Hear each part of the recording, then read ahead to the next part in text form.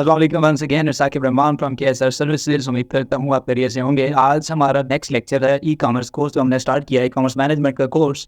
उसका next lecture है। जैसे कि पहले लेक्चर में मैंने आपको बताया कि ई कॉमर्स क्या होता है, आज जो नेक्स्ट लेक्चर है वो यकीनन नेक्स्ट ईयर की तरफ ही होगा।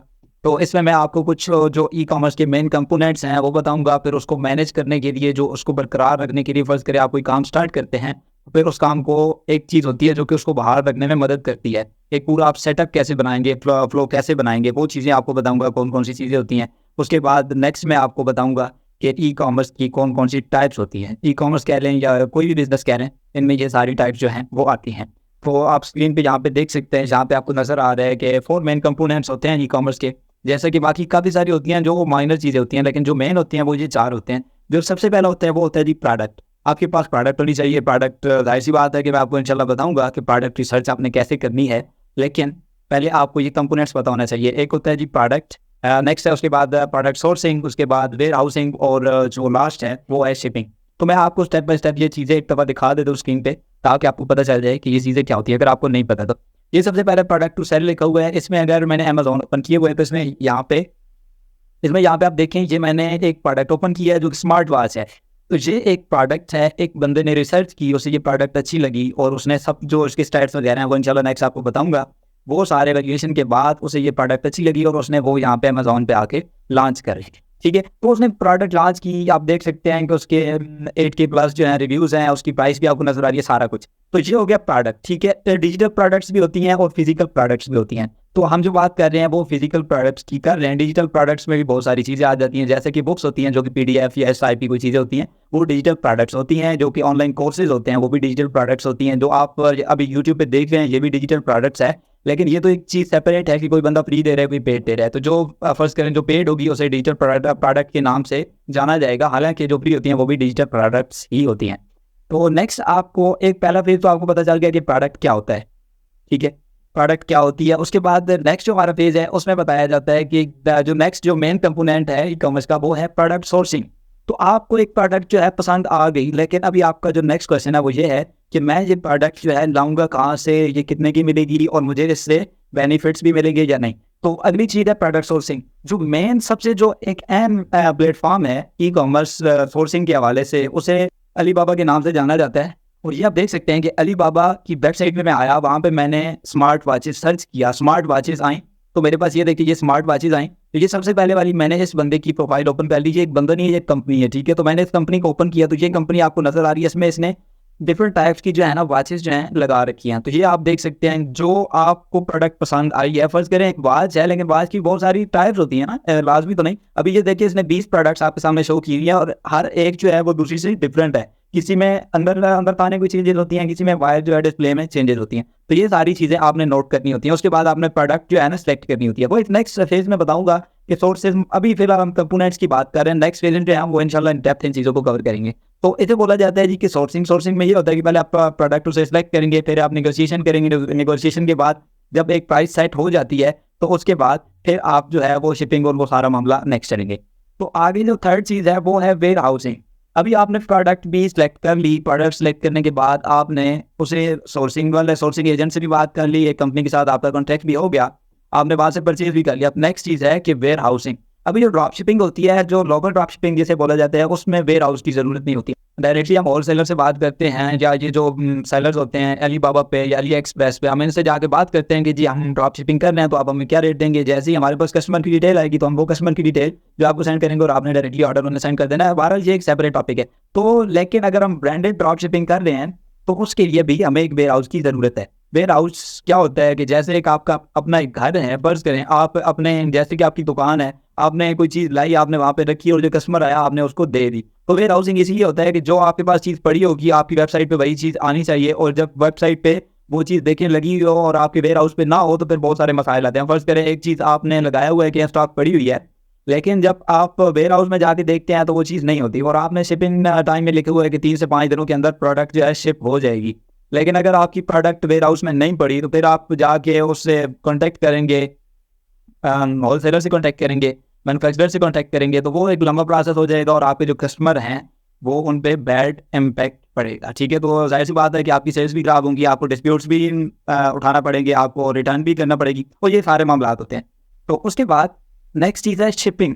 शिपिंग क्या है कि आपने ये चेक करना है कि फ़र्ज़ करें एक प्रोडक्ट आपको $5 की मिल रही है और आप उसे सेल करना चाहते हैं $20 की। $5 की प्रोडक्ट मिली है, उसको आपने आगे नेक्स्ट जो है उसमें देखें कि मुझे जो है ना वेयर हाउसिंग की कितने चार्जेस पड़ रहे हैं, फिर मुझे एड स्पेंड कितना हो रहा है, उसके बाद फिर मुझे जो शिपिंग कॉस्ट है वो कितनी पड़ रही है। अभी जो कस्टमर होता है ना, कस्टमर जो होता है वो 2-3 चीज़ें देखता है। सबसे पहले देखते हैं कि प्रोडक्ट की क्वालिटी क्या है, उसके रिव्यूज़ के हवाले से उसके रिव्यूज़ चेक करता है कि आपके प्रोडक्ट पेज पे प्रोडक्ट के हवाले से रिव्यूज़ जो हैं वो कितने हैं, कैसे हैं। उसके बाद नेक्स्ट चीज़ वो जो देखता है वो प्राइस देखता है कि प्राइस जो है वो कंपेटेबल है। उसके बाद थर्ड चीज़ होती है वो देखता है कि क्या इन्होंने रिटर्न पॉलिसी दी हुई है कि कितने दिनों के अंदर अंदर रिटर्न कर सकते हैं हम प्रोडक्ट। उसके बाद जो लास्ट चीज़ है वो देखते हैं कि कितने दिनों के अंदर अंदर ये प्रोडक्ट हमारे पास आ सकती है।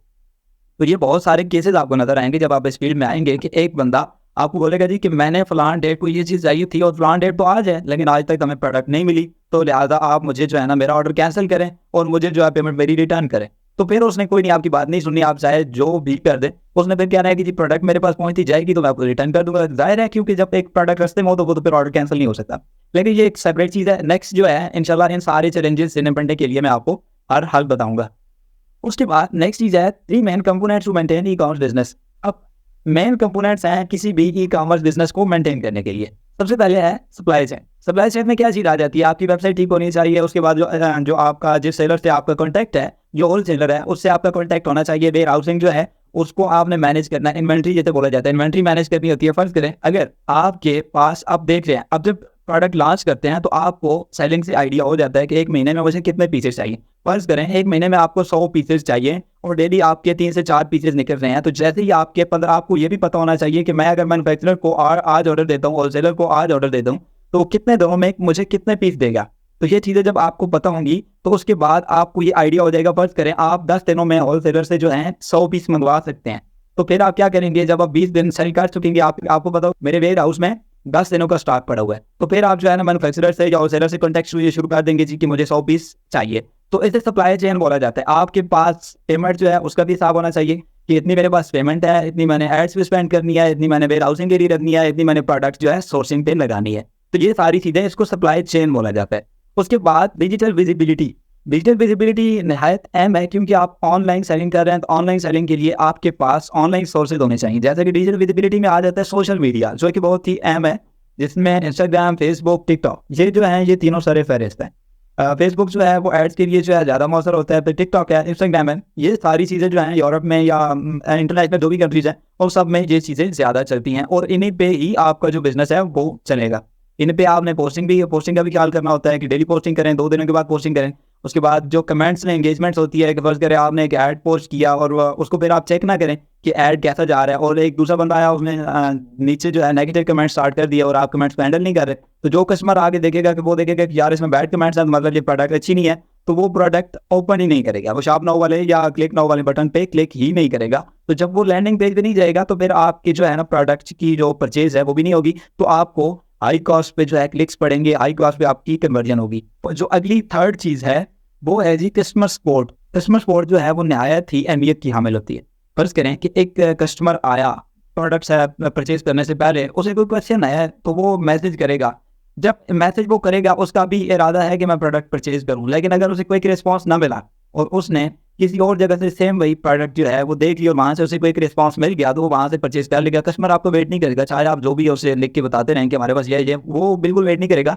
ये सारी चीज़ें आपने ध्यान में रखनी होती है। फिर जो कस्टमर सपोर्ट के एजेंट्स होते हैं उनको आपने ट्रेनिंग देनी होती है कि आपने किस तरह से कस्टमर को हैंडल करना है, क्या चीज़ हो तो आपने क्या रिप्लाई करना है, क्या बात करें तो आपने क्या रिप्लाई करना है, डिस्प्यूट्स को हो तो उनको ऐसे हैंडल करना है, रिटर्न को ऐसे हैंडल करना है, और ये सारी चीज़। तो हमारा थर्ड पार्ट है उसमें है 5 types of e commerce. E commerce की जो है या ई कॉमर्स ना हो तो वैसे भी ये 5 टाइप्स हैं, ये इंपॉर्टेंट होती हैं और ये होती हैं, चाहे वो ई कॉमर्स हो या चाहे ट्रेडिशनल कॉमर्स हो।